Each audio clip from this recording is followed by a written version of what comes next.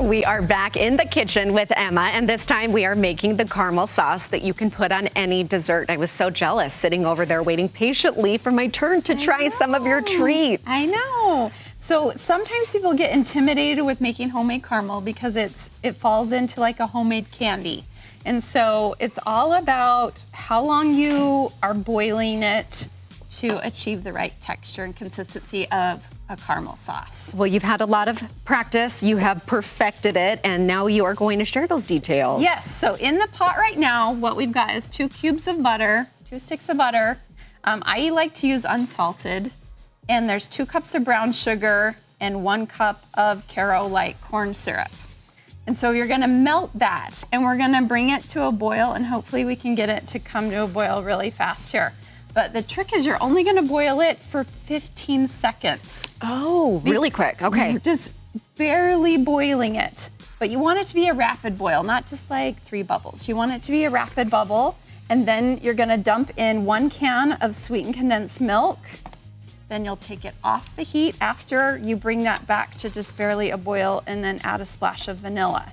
So hopefully we're gonna bring this to a boil. We'll see what happens. We'll chat as we go. Yeah. But that rapid boil, we want to see it really bubbling in that little cauldron there for the 15 seconds before we move on. Yeah. And okay. If you let it boil too long, then your caramel's going to be too hard and thick, and it won't be smooth so that you can do like your apple dip for a charcuterie board or something like that. It will be going towards, remember you went to your grandma's house and she had homemade caramels wrapped in, wax paper or whatever. There's nothing like it. Yes. So if you boil it longer, then you're going to get to that kind of stage where it will stay firm at room temperature. This will still be like liquid and smooth at room temperature, and that's what you want. So that's a learning curve. Did it take you a while to get to know that exact right spot to time it? Yeah. And so you can see it's starting to, here's our rapid boil.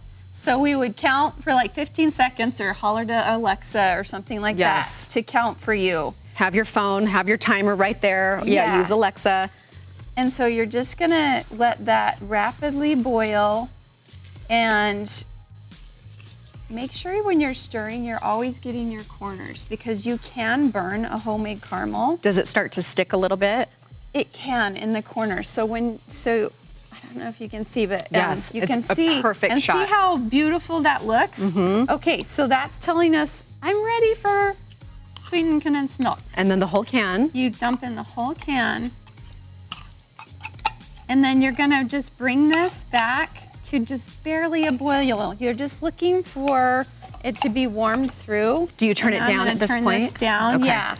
So we're gonna turn that down, and every stovetop is different. So, just pay attention to what's going on and make sure you're still stirring. So stirring. And then we just want this, and you can see it change color. Yeah. So it was really dark before, and as the sweetened condensed milk mixes through, that's where you get your beautiful light caramel color. And then when do we put in that vanilla? So you're gonna remove this from the heat right as soon as it's all mixed in, and then add your vanilla and let it cool completely before storing, or serve warm. Oh, and how much vanilla are we adding into that when it's ready? I just put a splash. You could do a half teaspoon. If you like to measure, you could do a half or a full teaspoon, but I always just dump some in. Delicious. The caramel and that drizzled on apples or treats, that is one of my favorite sweet things to have at this time of year. Yeah. I'm a huge caramel lover. What's your favorite? What's the favorite in your house of what you've brought today? What do your kids love? So it's funny, my husband and some of my kids are allergic to apples. No, but they can put it on so many other things, so it's fine. So they'll probably just go for the brownie bites. I did have one of those right before we started, and it's delicious. Emma, great job. As always, you spoiled us today. These are such fun recipes to do for your family and the Halloween parties that you might be throwing or going to this month. MyLifeAfterGluten.com, online and on Instagram, and we will link to everything on our website that you saw here today as well. So good to have you here. We love when you are here, Emma. Thank you.